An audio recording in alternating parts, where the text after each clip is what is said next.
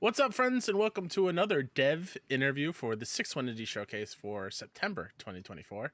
My name is Kyle. Alongside me on the 6-1 side is Harry Hello. and Becca. Hey! And today we are getting to know Joe, the maker of Edge of Allegoria. Joe, how are you? I'm fantastic. How about you guys? How you guys doing?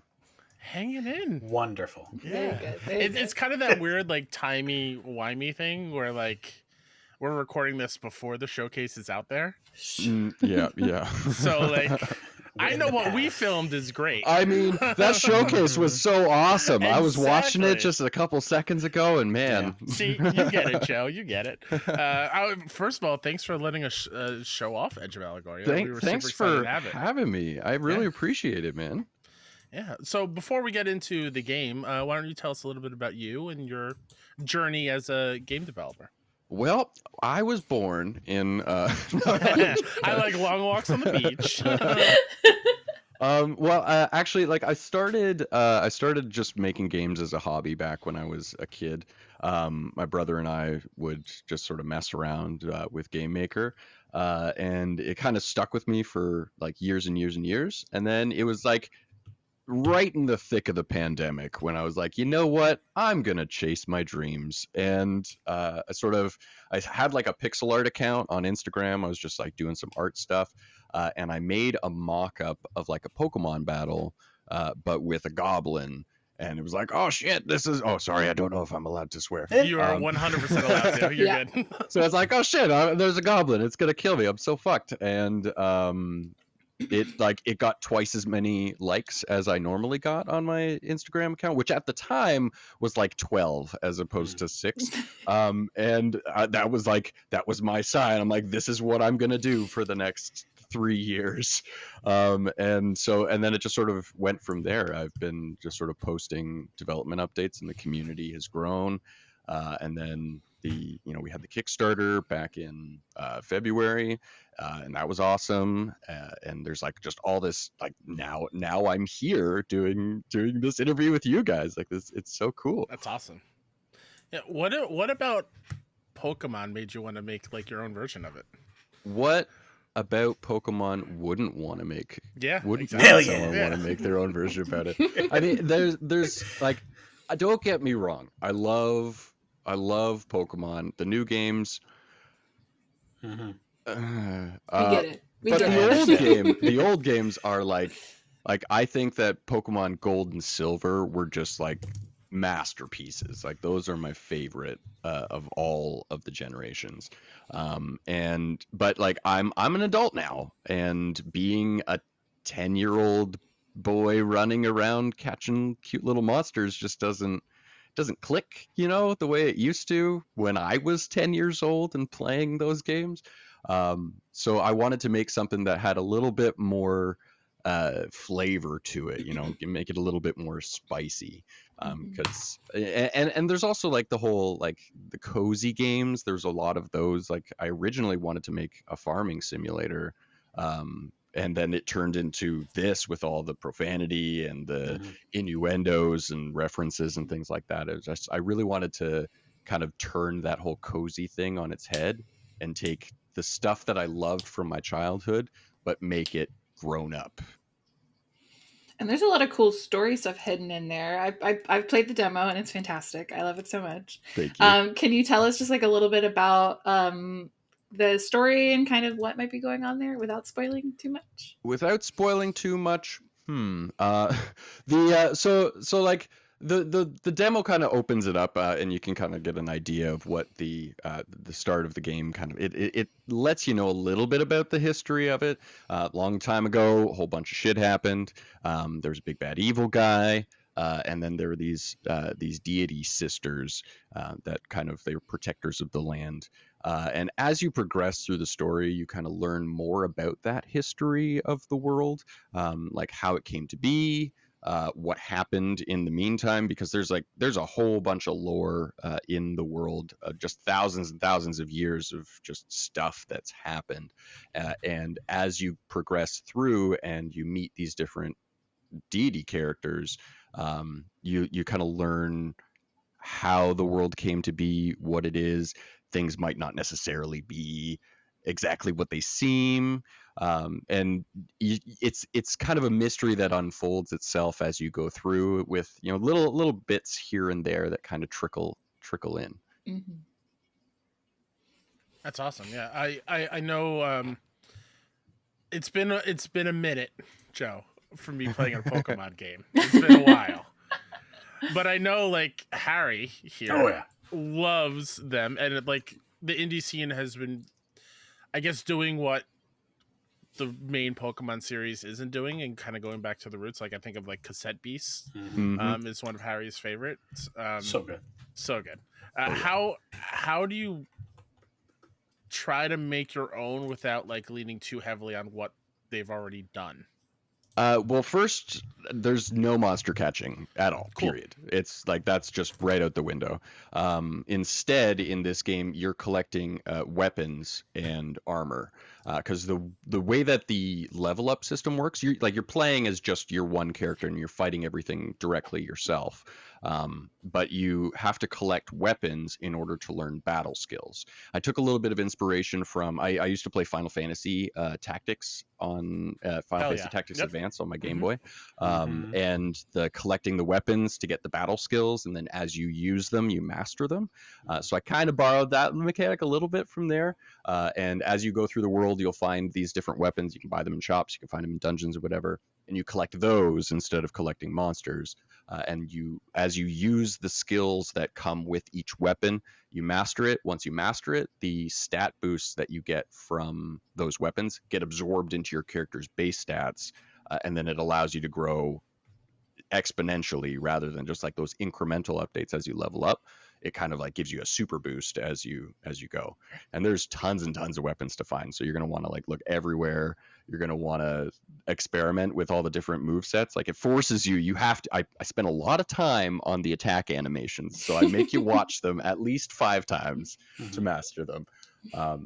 And then equipment works similarly, except it's when you get hit with attacks. So you're going to want, like, most of the time in games, you want to avoid taking damage, but in order to increase your defensive stats, that the equipment, the armor, clothes, stuff like that, the boost that those give you, in order to master that, you need to take hits. So it kind of encourages you to. It just inadvertently it forces people to start using items in battle, because I know I'm Mhm. one that likes to hoard healing items and never Mhm. ever use them. Yep. But I found playing this game, just completely unintentionally, I'm using healing items consistently all the time. It's really interesting how that worked out. That's awesome. Yeah, Yeah, and I it's no, go go on. ahead, Harry. No, go ahead. I was going to say it also sounds very mix of Final Fantasy Tactics with Final Fantasy 2, which I'm like currently playing, where you Yeah, have to yeah, take the yeah, damage, and I'm like, oh man, that's a yeah. cool. That's the unexpected overlap that I wasn't expecting from this. It's a very interesting combination, and I've always wanted to make a game that had weapons with the stat or with the skills Mhm. in them, because I remember Nintendo Power magazine, and I begged my mom to get Final Fantasy Tactics Advance with the player's guide Mhm. through Nintendo Power magazine. And I spent so much time just pouring through all the charts with all the items and the weapons and all their attacks and everything, and I was like, I'm going to do that one day. That's awesome. And that's how it came to be. Hell yeah. I love your focus on like, yeah, you're gonna have to use items, because I saw a meme about like the Baldur's Gate 3 anniversary. And they're like, at the end of the game, here's all the things in your inventory that I haven't even touched. It's like the Skyrim thing where you just pick up everything. Yep. Like because like, yeah, every RPG you have tons of items, and when was the last time you used them? When you get like a magic spell or something that does the same thing, like it's just easier to do that. Well, yeah, exactly. Yeah. And that's speaking of memes, that's part of the inspiration for it. I saw a meme of it's like it's the two guys, and they're like they got their arm around each other and they're smiling, and then there's like a volcano erupting in the background. And it's like the volcano's like the big bad guy destroying the world, and then me helping this guy save his marriage. And that's just the whole vibe I'm trying to bring with That's this awesome. game. It's like side quest the game. That's really Love that. cool. One of the things that I really loved in the demo is when I was dying horrifically, I ate a mushroom and just everything went really crazy. Should we expect like more craziness like that the further you get into the I game? think the mushrooms are about as crazy as you get. You can find there's weed growing just out in the wild. You can roll a joint. One of the weapons you can get is a bong, so that you don't have to roll your weed anymore into joints. There is a joint rolling mini game too, but there are a few items that they're healing items, but they also inflict you with a status effect. So a bottle of alcohol will give you poisoning. A joint will give you drowsiness. Mushrooms will give you madness. There's hot sauce that'll burn you, and a box of cereal that will cut the roof of your mouth and inflict you with the bleeding status effect. Amazing. I like that a whole lot. So I saw that there's 143 enemies. How did you come up with all of those shenanigans? Like, was there any ones that you immediately thought of? Was there any ones that you got inspiration from your family or some other friends that could be like, no, it'd be really funny, and then like ... There's a few actually. I when I started making the monsters, there were a few that were definitely just like they jumped out at me. Like the goblin's obvious, the troll, the mimic. Like those are things that need to be in there. I found that I started going towards Greek or Roman mythology just because I was super into that as a kid.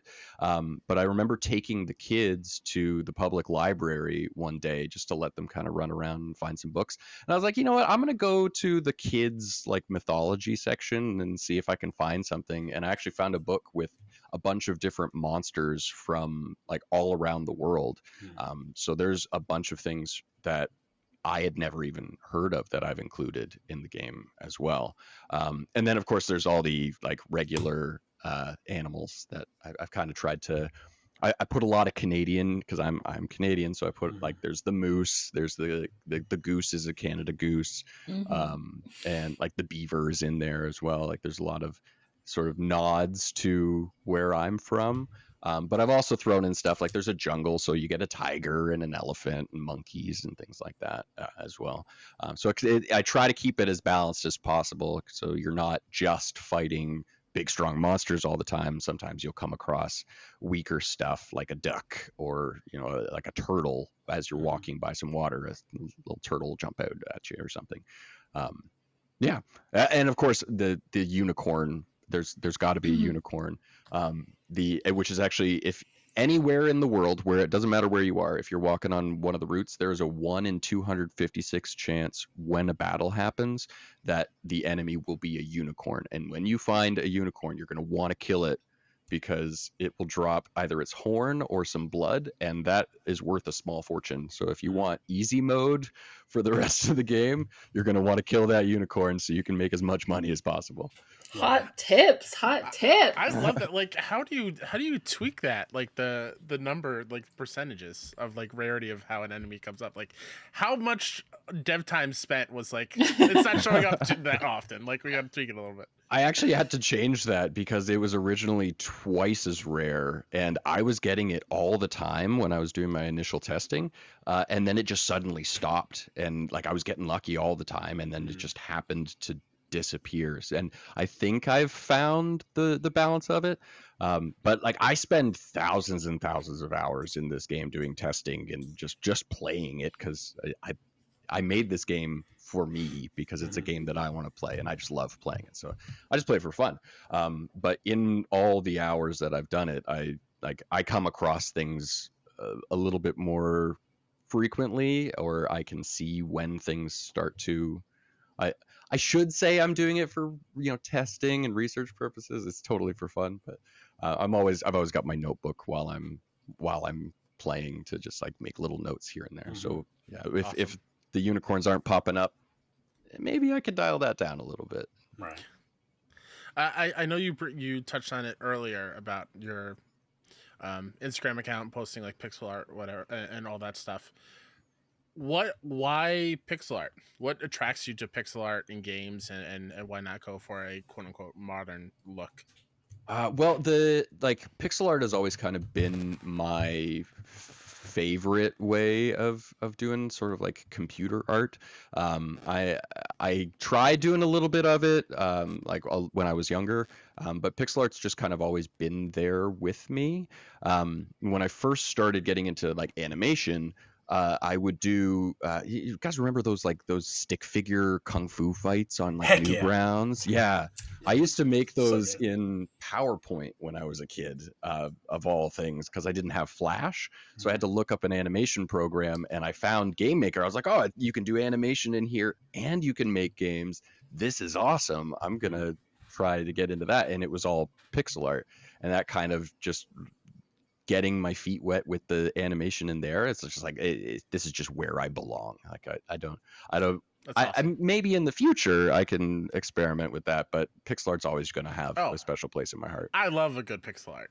Don't get me wrong. Pixel Yeah, art's we're awesome. suckers for it. Team for sure. Pixel, yeah. Exactly. Oh hell yeah. Well, now, since the name of the game is Edge of Allegoria, do you actually reach an edge in the world?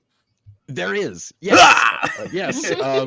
There's actually a sign that when you find it, you can read it, and it's like, you have found the edge of Allegoria, and I love that. it's like way down in the south, Mhm. on a place that's technically not on the map. If you go like way off the beaten track, you'll eventually come to a coastline where it's like it is the edge of the world. And it'll let you know you've reached the edge of Allegoria. I got a little achievement that'll pop up. Love Let that. you know. Allegoria awesome. is a flat Earth. Confirmed. Yeah. Don't give them more ammunition. That's awesome. Out of all the characters that you've come up with, what is like your favorite? And second, is there like a vulgar joke that went a little too far that you had to rein in? I mean, yeah, probably. Yeah. I've tried to kind of keep myself to give myself that kind of freedom to just do whatever, but there's been a few times where I'm like, that might be a little bit too far. In the interest of not getting myself canceled, I'm going to just Sure. not mention that. Yeah, that's fair. But my favorite character in the game, Mhm. that one's really tricky. I might have to say it's the axolotl, Yes. just because it's so damn cute. Also, if you kill them, or if you're planning on killing them, maybe reconsider, because something bad definitely happens if you kill one of them. Another hot tip. You don't want to hurt them. I mean, you might have to for a certain quest, but maybe avoid it if you can. That's awesome. That's very cool. Are like those kind of things skippable? Like, do I have to do that quest where I might have to kill them, or is it like the freedom to kind of you do don't as you please? have to. Okay. You don't technically need to. You're gonna want to, because the reward for most of the quests is another weapon, or a piece of equipment that's going to boost your stats. And some of the skills for some of the weapons, particularly the ones that you might not want to do, are going to be a little bit more powerful than some of the skills that you'll find just like wandering around. So there's that balance of like, do you want to complete this quest that might be morally questionable in order to be super powerful, or do you want to, just sort of go with the flow and just get your weapons from a shop or something? Are there multiple ways to get the same item, or is there some quests that like, hey, if I want to get XYZ blade, this is the only way I'm getting it? That's if you want to get a certain thing, you can only get it a certain way. Gotcha. I've made sure that like everything is very unique. There's a lot like I got to reuse some stuff here and there, but most like bookshelves that you talk to, they're just like there's something new on every bookshelf in the world, and every item has its own specific place, its own specific dungeon or quest or whatever that you need to do to be able to get it. And like even down to like item drops, certain items for certain quests you can only get them from defeating certain enemies in certain locations. So it's there's a lot of care and planning that's gone into the very fine details of the game. Nice. I love that. Before we end it, Joe, a thing that we do for these showcase interviews is we ask this question. There's no right or wrong answer, so feel free to All answer it right. the way you want. What does being an indie dev mean to you, or the term indie? What does it mean to you? What does it mean to me? I mean, if you've got an idea and you've got like for a game, or I mean, indie spans beyond just games. But like if you've got a creative passion for something and you're just gonna do it and you don't give a fuck what anybody else says, you are indie to me. That is 100% what indie means to me. I love that answer. Love it. Put it on Hell the yeah. box. Yeah, put it on the box. Joe, thank you so much for joining us and chatting Thank about Edge you. of Allegoria. Where can we expect to play it? And you don't have to give a specific date, but like roundabout. For now, Yeah. it'll be on Steam, Cool. coming out at the end of this year. We're still working on the exact day, but keep an eye out for an announcement for that coming hopefully real soon. And then we've got some plans to expand to other platforms, maybe get it onto the Nintendo. We'll see. The Nintendo. Well, I mean, hey, we don't know. There might be another one coming soon. I've heard the rumors. Yes, very true. So, I mean, we'll see. We'll see. There's nothing set in stone quite yet, other than the game is coming out on Steam this year. Keep an eye out. Add it to your wish list. Please do. Perfect. Please wishlist all the games from the showcase. Hell if you yeah. haven't watched the showcase, go check it out right now, as well as all the other interviews. We've got a ton for the showcase, so please go check them out and get to know these awesome, talented developers like Joe. Joe, thanks again for joining us, and remember, play more indies. Yeah. Bye. Bye.